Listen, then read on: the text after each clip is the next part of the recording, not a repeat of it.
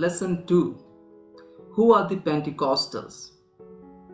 We have seen that Pentecostalism is the fastest growing movement within contemporary Christianity, and it is called the third force. It is therefore a movement to be reckoned with. But what does it stand for? Who are the Pentecostals? Let us consider that in this lesson. Definition of terms used. There are 6 words that I would like to explain. The very first one is Pentecost. This refers to the feast of Pentecost. Pentecost means 50th, found only in the New Testament. Acts chapter 2 verse 1, 20 verse 16 and 1 Corinthians chapter 16 verse 8. The first mention of this festival was in Exodus chapter 23 verse 16 as the feast of harvest, and again in Exodus chapter 34 verse 22 as the day of the first fruits. Numbers chapter 28 verse 26. From the 16th of the month of Nisan, the second day of the Passover, 7 complete weeks, for example 49 days, were to be reckoned, and this feast was held on the 50th day. The manner in which it was to be kept is described in Leviticus chapter 23 verse 15 to 19 and Numbers chapter 28 verse 27 to 29. Jesus' death on the Passover feast was followed by the descent of the Holy Spirit on the day of Pentecost. Acts chapter 2.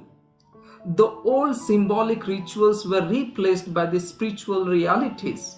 Calvary and Pentecost signal the ushering of a new era of or dispensation, where Pentecost signifies the birthday of the church. The second word is the Pentecostals. There are modern Christians who believe that they can have same experience which the apostolic church had at Pentecost, Acts chapter 2, and are therefore called Pentecostal. Pentecostal thus signifies the experience, and it is not a label for a denomination. The third word is Classical Pentecostals. The Classical Pentecostals grew out of the late 19th century holiness movement in the United States. This is usually used for the churches that originated in USA at the turn of the 20th century and known earlier simply as Pentecostal churches. The holiness preacher Charles Fox Parham stated in 1901 that speaking in tongues was objective evidence of baptism in the Spirit. In 1906, Parham's Los Angeles-based Apostolic Faith Mission became the center of a great revival, and the movement spread around the world. But over the next 2 decades, the movement split among doctrinal and racial lines. These were later given the added designation classical in about 1970 to distinguish them from the Neo-Pentecostals or new groups in the mainline churches and the charismatic Pentecostals in the Roman Catholic Church. This term also refers to the several independent Pentecostal churches in India and Asia. The fourth word is Neo-Protestant Pentecostals. Those within some mainline churches, for example, Methodist, Baptist, Lutherans, and etc., who speak in tongues, prophesy, and have the manifestations of the spiritual gifts. They have not broken from their own churches but stay within their churches. Fifth one is Catholic Pentecostals or Charismatic. The Catholic Pentecostal movement began when 4 Catholic lay faculty members of Duquesne University attended a Pentecostal prayer meeting conducted by Episcopalians and Presbyterians in a Pittsburgh suburb in February 1967. These Catholic professors received the Holy Spirit when such manifestation as speaking in tongues, clapping hands, praising, etc. They remain as Catholic in terms of their doctrines and practices. By and large, the Catholic Church accommodates such people. In fact, some of their leaders, priests, and bishops are also charismatic. The last word is charismatics. Some of those within some mainline churches who speaks in tongues, prophesy, and have the manifestation of the spiritual gifts, but have separated from their churches to form independent charismatic churches. 9 basic doctrinal stands of Pentecostalism. The first one is they are evangelicals. Evangel means the gospel of atonement or salvation by faith alone. Pentecostals thus belong to a movement that started among believers who had already received a crisis experience but longed for a deeper life or a new experience based on the New Testament pattern. The second one is mission oriented. Acts chapter 1 verse 8, Matthew chapter 28 verse 18. For example, the Assembly of God has worked over 120 countries of the world. Bethel Bible College is the oldest Bible college outside the United States. Indian Pentecostal churches are the fastest growing churches in India. Theologically, they are Arminians. James Arminius was a theologian and minister of the Dutch Reformed Church who opposed the strict Calvinist teaching on predestination and who developed in reaction a theological system known as Arminianism.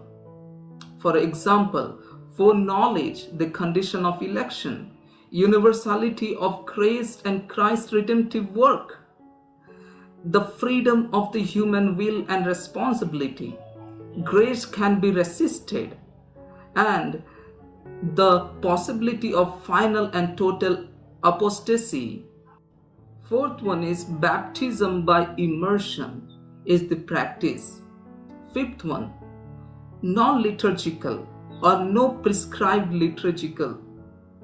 There is no prescribed form of worship nor prayer book. Instead, they emphasize the freedom of the Spirit in the worship.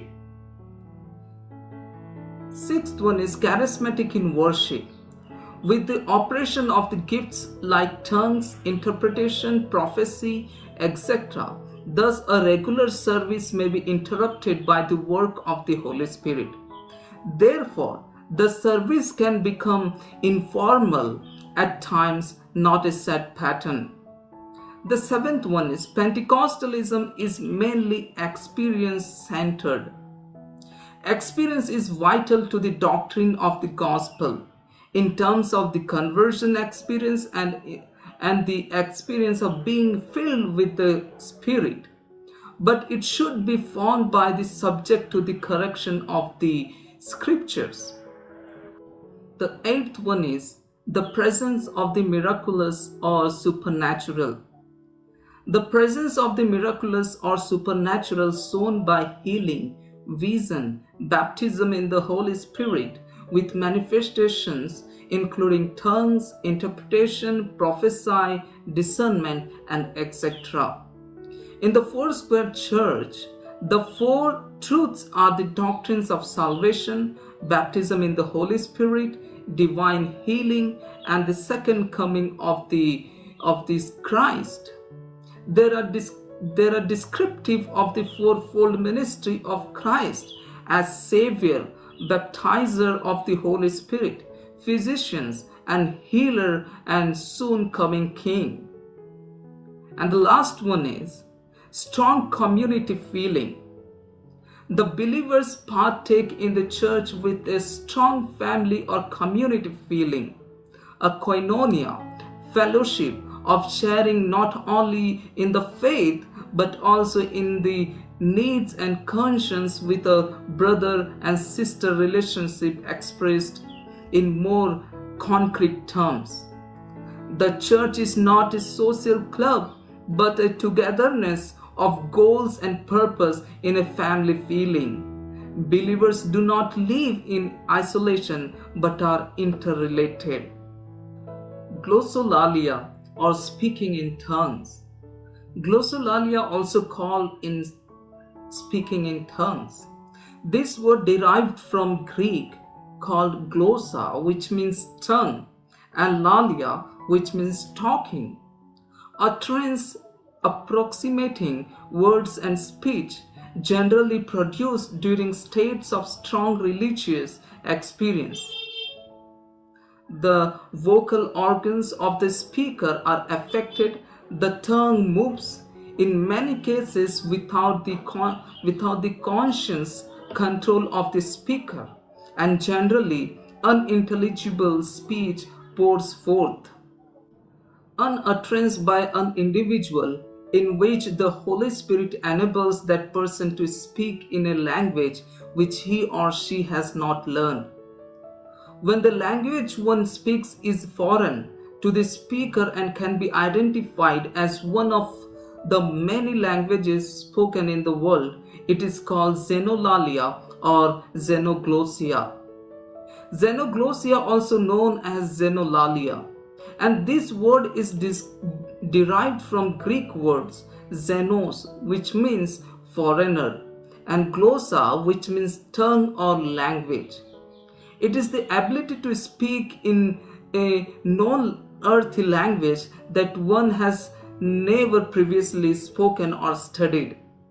It is not to be confused with glossolalia, which is speaking in unknown language, requiring a special spiritual gift to interpret. Acts chapter 2 indicates that xenoglossia occurred at Pentecost, 10 days after Jesus ascended to heaven. Jews from many different nations and languages had assembled in Jerusalem, and the attendance of the Holy Spirit was demonstrated through xenoglossia on the part of the apostle as a means of spreading the gospel message throughout the world. It is also seen in the house of Cornelius, Acts chapter 10 verse 45 and 46. Nearly all classical Pentecostal groups maintain that speaking in tongues certifies the personal experience of the baptism in the Holy Spirit. The Assemblies of God stand on the issue is the baptism of believers in the Holy Ghost is witnessed by the initial physical sign of speaking with other tongues as the Spirit of God gives them utterance. Acts chapter 2 verse 4. The speaking of tongues in this instance is the same in essence as the gift of tongue. 1 Corinthians chapter 12 verse 4 to 10 and 28, but different in purpose and use. Baptism in the Holy Spirit. The traditional Pentecostal and charismatic doctrine of baptism in the Holy Spirit, with its declaration that Spirit baptism is different from the subsequent to salvation and evidenced by the gift of tongue, is coming under the critical importance. Baptism in the Holy Spirit is considered as a distinctive Christian experience. In defining the doctrine of baptism in the Spirit, it is important to consider its historical and biblical foundation. According to common charismatic doctrine, the historical beginning of baptism in the Holy Spirit, available to all believers, is the day of Pentecost around the year 30 AD, described in Acts chapter 2. Before this event, there was a clear and repeated promise of the baptism and coming of the Holy Spirit. Prophet Joel foretold the pouring out of God's Spirit on the people. Joel chapter 2 verse 28 to 32. John the Baptist clearly announced that Jesus would baptize people with the Holy Spirit, recorded in all four Gospels: Matthew chapter 3 verse 11, Mark chapter 1 verse 8, Luke chapter 3 verse 16, and John chapter 1 verse 33. In the Gospel of John, in several texts, in chapters 14 to 16, Jesus promised his disciples that he would send the Holy Spirit to them. At the end of the Gospel of Luke, Jesus promised to send what his Father had promised. Luke chapter 24 verse 49. Luke stated again that Jesus had previously announced the Father's promise and baptism in the Holy Spirit. Acts chapter 1 verse 4 to 5. Jesus stated again that the Holy Spirit would come on the disciples. Acts chapter 1 verse 8. Finally, the promise was fulfilled as the Holy Spirit descended on the disciples, filled them and inspired them to speak in other tongues. Acts chapter 2. Peter explained this phenomenon as the fulfillment of the prophet's Joel eschatological prophecy that God would pour out his Spirit on the people. Acts chapter 2 verse 16 to 21 and Joel chapter 2 verse 28 to 32. Baptism means an immersion, deepening or under, or washing. So, Holy Spirit baptism is an experience of being immersed, an experience by which believer is captivated by the presence and power of the Holy Spirit. Other terminology used are feeling. Example, all of them were filled. Acts chapter 2 verse 4. Suggestive of inner penetration or perversion. Acts chapter 9 verse 17. In feeling, though not biblical, Pentecostal used this term to differentiate between indwelling and the baptism. All believers have the Spirit dwell within them. Romans chapter 8 verse 9 to 11, 1 Corinthians chapter 6 verse 19. Outpouring or pouring out, Acts chapter 2 verse 17 and 18, Joel chapter 2 verse 28 and 29, Acts chapter 2 verse 33, chapter 10 verse 45, and falling, Acts chapter 8 verse 16, coming, Acts chapter 1 verse 8.